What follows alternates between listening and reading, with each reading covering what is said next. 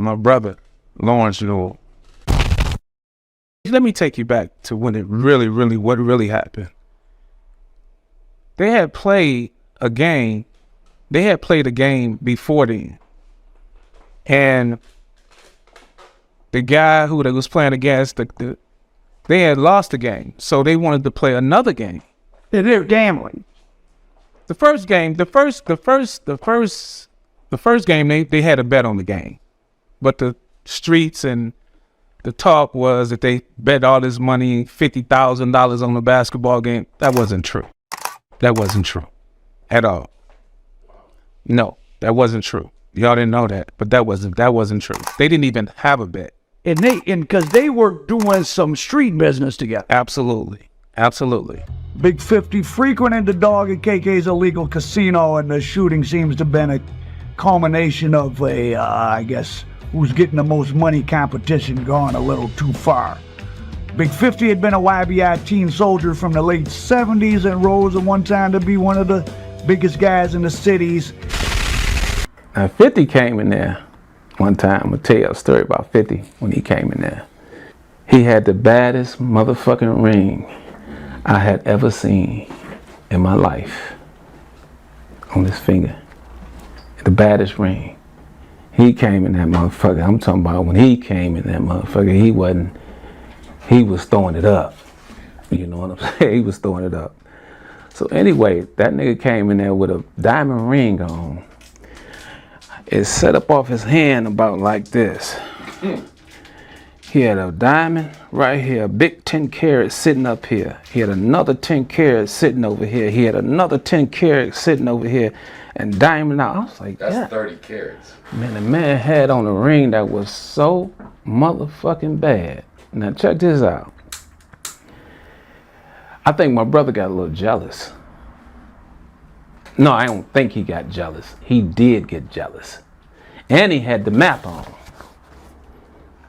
He had the map with, you know, the world, the United States. He had that on with the ring. He came in there. My brother got a little jealous. He never said it, but I know he did because he wants to be the big dog. He wants to be everything. The very next day,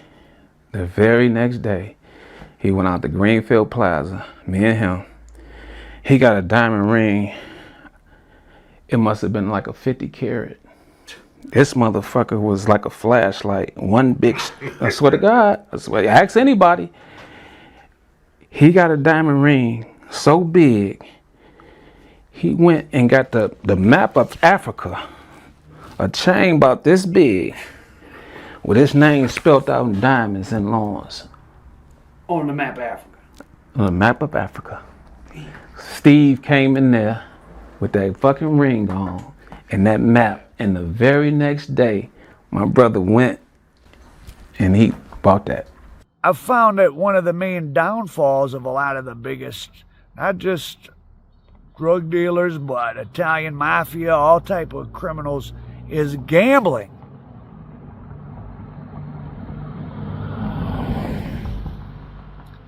And in Detroit in the late 80s, early 90s, all the big names, Demetrius Holloway, Maserati Rick, and others, and the Newell brothers, they loved to gamble. And the Newell brothers had their own after hours, and that's kind of where Meech and T got exposed to them. And the beef that made it onto season 1 of the BMF Star Show, where there's the K9 shoots the guy at the basketball court, that all started over who was wearing the best jewelry at the gambling spot. My brother had stopped messing with the plug. He had stopped messing with the plug because he had knew some shit was about to happen, because one day he come out the joint. He come from out the joint. The gambling joint. The gambling joint. And he was going to throw something in the garbage can. And when he went over there to throw something in the garbage can, the feds is in the garbage dumpster searching. So my brother jumped back. He said, man, what the fuck y'all doing? They say, minding our business, and you need to mind your motherfucking business. So he went back in, closed the door. I'm in Baltimore. I never forget it. He called me. He said, man, where you at? I said, I'm in Baltimore. He said, man, you need to come home, man. We need to talk. I said, what's up? He said, man, just come on back, man. We need to talk. So when he got back, told me the story. So he told his people, they call you, don't answer the phone. Plug was here and he was a Colombian? Yeah, Colombian Plug. In Florida or here? In Florida. But if he was telling his people, if they call you, do not answer the telephone because something's about to happen. Something about to happen because he didn't seen them in the thing. They own us, you know. So now what he do? He go to California. Yeah, okay, before we get how at the peak, how many a month do you think your brother? Man, I couldn't really say because, like I say, I wasn't never really at the pickup point. He wasn't never really. What's the most you ran through in a short? Oh man, I know the most I ever did in one day was about 20 or 30. So you had to have done 100 in a month. Oh yeah, man. I was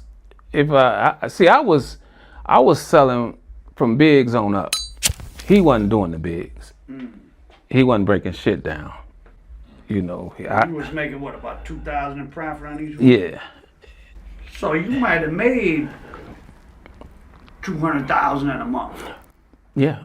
Profit. And I'm gambling like Millions. And I'm gambling like a motherfucker. When Big Meech and his brother were moving up the food chain and Terry got a settlement that allowed him to probably give the seed money for their first larger purchase, Detroit was full of guys that were selling, not full of guys, but there was more groups than we'll ever know that were selling, 100, 200 kilos a month. Now, what made them want to leave town? Was it the idea of more opportunity somewhere else, or they just wanted to be big fish in a sea that wasn't so full already of sharks and piranhas? I'm at the car wash up on 7 Mile. I'll never forget it. I'm at the car wash up on 7 Mile. And one morning, I went there to get my car washed. So when I get there, you have to get out, they take your car, you walk, they get the thing down, you can watch your car as they washing and you go on down and you pay. So when I come out the door, as soon as I come out the door, Meech and T is standing there. Hey, K, what's up, man? I'm like, what's happening? He's like, man, you talk to your brother? Now, I'm glad it was them two. You know what I'm saying? They weren't particularly violent. No, they didn't come across to me as the violent type. They come across to me as some money getting guys, that just wanted some money. They didn't want all the rah-rah and all that old type of shit. If some guy, I can't tell you or this person, I don't know what my brother after he done took your money too. He got my money too, but I ain't told them that. I ain't told him he got my goddamn money too, and I'm looking for him too. Who gonna believe that? Because everybody in the street thought that Lawrence and KK is like this. They like this. They thought that when he sold the key, I got money off of it. That when I sold the key, he got money off of it. But when he sold the key, I didn't get no money off of it. I had my own thing. I had my own trap house. But not to the streets, y'all was one thing. Yeah, to the streets. Yeah. But we gonna come together when something happen, for sure. If something happen, he get into something, I'm gonna be at his aid. I get into something, he gonna be at my aid. That's how it was. But when it came to everybody thought that me, him, and we was just, it was supposed to be that way when I first came home, but it didn't turn out that way. I ended up leaving. That's when I found out that they had gave him some money. I didn't know they gave him some money. So I ended up getting my money back. He ended up coming back to Detroit. I ended up getting my money back. I don't know if they end up getting their money back. I don't know the circumstances or whatever. I don't want to say this, but I'm going to say it anyway. He was getting the shit, sending it back, but he was sending it back to my brother-in-law and my cousin. They selling the shit. I don't even know it back. He using my fucking money. Yeah, that's my brother. That's the dog. I think they was the most luckiest guys in the world to meet Lawrence and KK, because if they would have met anybody else, anybody else, it wouldn't have went the way Or it you think went. they might have been, what, victimized? I think so. Because they say they would have met the best friends. Let's say if they would have met the best friends.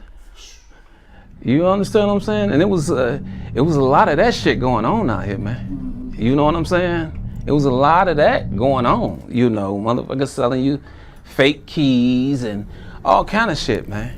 You know, Lawrence was Lawrence, and he did his moving and this, that, but he wasn't into the robbing and the. What he gonna do? He gonna try to get you in that crap game and gonna try to beat you out of it.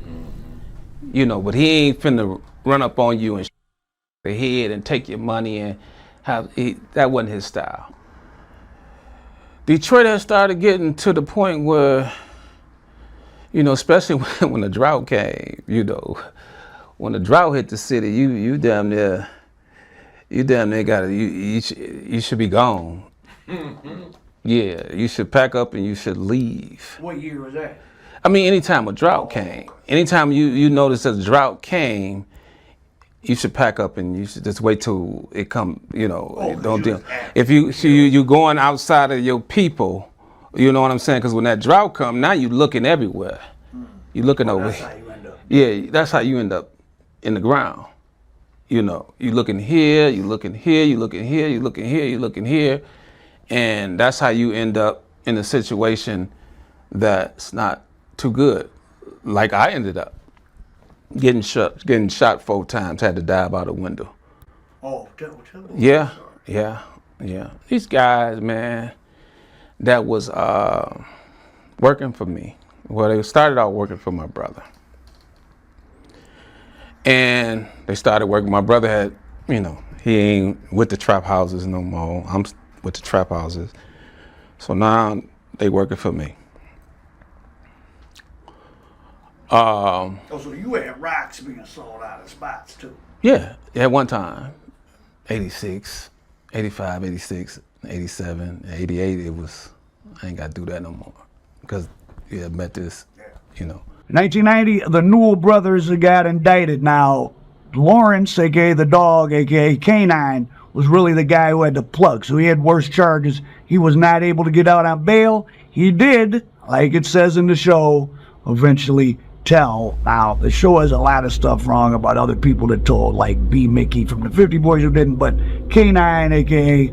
Lawrence, did tell. KK did not.